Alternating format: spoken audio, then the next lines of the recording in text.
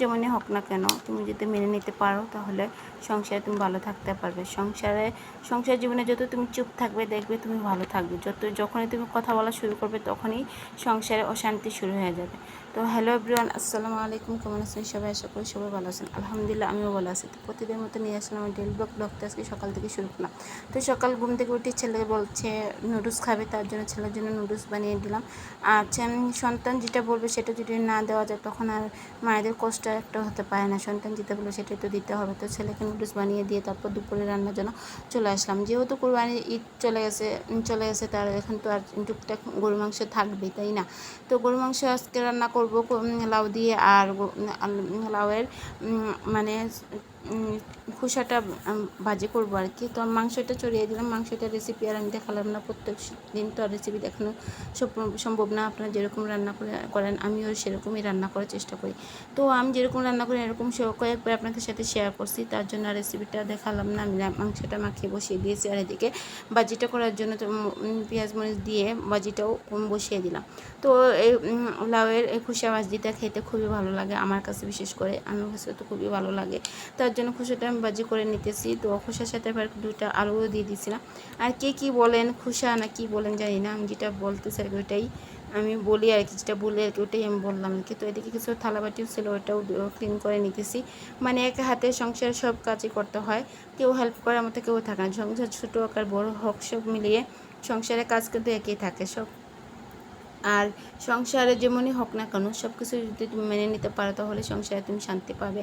আর যদি সংসারে একটু উচ্চ গলায় কথা বলে ফেলো তাহলে ওই সংসারে অশান্তির মতো আর কিছুই হতে পারে না। ওই সংসারে তুমি সবচেয়ে থেকে খারাপ তুমি থাকবে।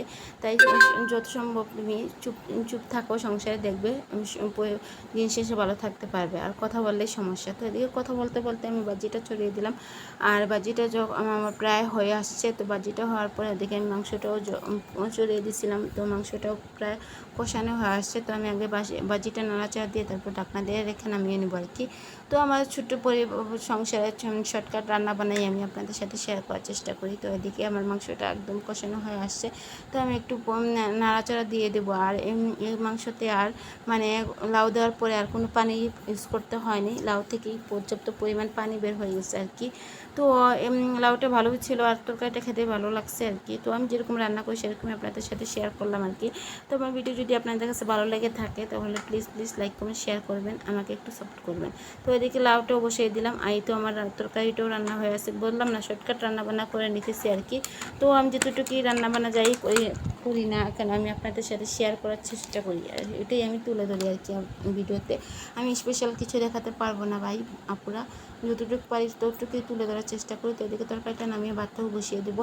যেহেতু গরম, প্রচুর গরম, রান্না করতে খুবই কষ্ট হয়, তবে তো রান্নাবান্না তো করতেই হবে। তো দুপুরে এই তো গোসল করে নামাজ পড়ে দুপুরে খাওয়া দাওয়ার জন্য চলে আসলাম। আর নিচে বসছে খাওয়ার জন্য, যেহেতু টেবিলে বসলাম অনেক গরম, তাই নিচেই বসলাম। তো আজকে ভিডিও যদি আপনাদের কাছে ভালো লাগে থাকে তাহলে প্লিজ লাইক কমেন্ট শেয়ার করবেন, আমাকে একটু সাপোর্ট করবেন। আমি যেন সামনের দিকে এগিয়ে যেতে পারি। জানি না কতটুকু পারবো, কতদিন ভিডিও করতে পারবো, এটা একমাত্র আল্লাহই জানে।